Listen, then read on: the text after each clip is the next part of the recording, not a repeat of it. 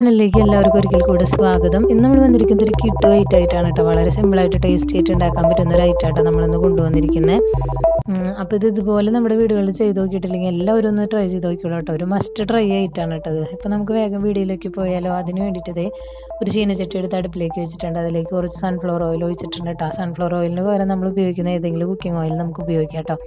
അതിനുശേഷം അതിലേക്ക് ചുവന്നുള്ളി അതുപോലെ തന്നെ പച്ചമുളക് ഇട്ട് കൊടുത്ത് നന്നായി വാട്ടിയെടുക്കാം കേട്ടോ. പച്ചമുളകും ചുവന്നുള്ളി ഒന്നും അരിഞ്ഞെടുക്കേണ്ട ആവശ്യമില്ല കേട്ടോ. അതുപോലെ തന്നെ മുഴുവനായിട്ട് ഉപയോഗിച്ചാൽ മതി.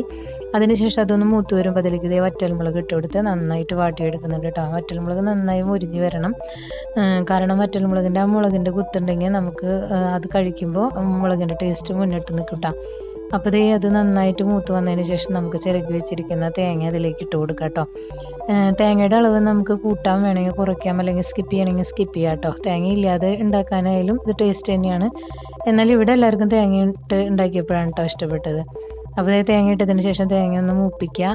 നല്ല ബ്രൗൺ കളറൊന്നും ആവണ്ട, അങ്ങനെ ജസ്റ്റ് ഒന്ന് അതിൻ്റെ പച്ചപ്പ് വിടുന്നത് വരെ നന്നായിട്ട് മൂപ്പിച്ചെടുക്കുക. അത് മൂത്ത് വരുമ്പോൾ നമുക്കതിലേക്ക് ഒരു 2 അല്ലി വെളുത്തുള്ളി ഇട്ട് കൊടുക്കാം കേട്ടോ. വെളുത്തുള്ളി ഇട്ട് കൊടുക്കുന്നത് ഒരു ഫ്ലേവർ കിട്ടുന്നതിന് വേണ്ടിയിട്ടാണ്. വെളുത്തുള്ളി അതിൽ ഒരു ചെറിയ കഷ്ണം ഇഞ്ചി അതിൽ നമുക്ക് ചേർത്ത് കൊടുക്കാം കേട്ടോ, ഫ്ലേവർ കിട്ടുന്നതിന്.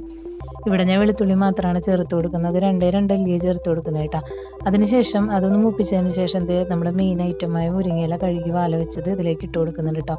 മുരിങ്ങയില ഇട്ടതിന് ശേഷം നന്നായിട്ട് ഇളക്കി ഇങ്ങനെ യോജിപ്പിക്കണം കേട്ടോ. അങ്ങനെ യോജിപ്പിച്ച് കഴിഞ്ഞതിന് ശേഷം അതിലേക്ക് കുറച്ച് വെള്ളം തെളിച്ച് കൊടുത്തിട്ട് നമുക്കൊന്ന് മൂടി വെച്ച് ഒരു 2 മിനിറ്റ് ലോ ഫ്ലെയിമിൽ നമുക്ക് വേവിച്ചെടുക്കാം കേട്ടോ. അത് കഴിഞ്ഞ് മൂടി തുറന്ന് നോക്കുമ്പോൾ ഇതുപോലെ നന്നായിട്ട് ഇത് വെന്ത് വന്നിട്ടുണ്ട് കേട്ടോ. അതിനുശേഷം നമുക്ക് ഇതിലേക്ക് ആവശ്യത്തിനുള്ള ഉപ്പ് ചേർത്ത് കൊടുക്കുക. അതുപോലെ തന്നെ ഇതിലേക്ക് ഞാനൊരു കഷ്ണം പുളി ചേർത്ത് കൊടുക്കുന്നുണ്ട് കേട്ടോ. പുളി നന്നായിട്ടൊന്ന് ഇതിലിട്ട് വാട്ടിയെടുക്കണം കേട്ടോ. നന്നായിട്ട് ഇതിൻ്റെ കൂടെ തന്നെ ഇളക്കി കൊടുക്കണം. നമുക്ക് ചേർക്കുന്നത് വേണമെങ്കിൽ ആദ്യമായാലും ചേർത്ത് കൊടുക്കുക. അതുപോലെ തന്നെ വെള്ളത്തിൽ അലിയിച്ചിട്ട് അങ്ങനെ തെളിച്ച് കൊടുക്കണമെങ്കിൽ അങ്ങനെ ചെയ്യാം കേട്ടോ. ഇപ്പം നമ്മുടെ ഐറ്റം റെഡി ആയിട്ടുണ്ട്. ഇത് നമുക്ക് പാത്രത്തിൽ നിന്ന് മാറ്റി ഒന്ന് തണുക്കാനായിട്ട് ഒന്ന് പരത്തിയിടാം കേട്ടോ. അതിനുശേഷം ഞാനിത് മിക്സിയുടെ ജാറിലേക്ക് മാറ്റിയിട്ട് ഒന്ന് അടിച്ചെടുത്തിട്ടുണ്ട് കേട്ടോ. അപ്പം നന്നായി പേസ്റ്റ് പോലെ അരിയേണ്ട ഈ പരുവത്തിന് അരഞ്ഞു കിട്ടിയാൽ മതി കേട്ടോ. അപ്പോൾ നമ്മുടെ ഐറ്റം റെഡി ആയിട്ടുണ്ട്. നല്ല കിട്ടുമായിട്ടാണ്. അപ്പോൾ എല്ലാവരും തന്നെ ഇതൊന്ന് ട്രൈ ചെയ്ത് നോക്കണേ. അപ്പം ഇനി അടുത്ത വീഡിയോ ആയിട്ട് വീണ്ടും കാണാം. ടാറ്റാ.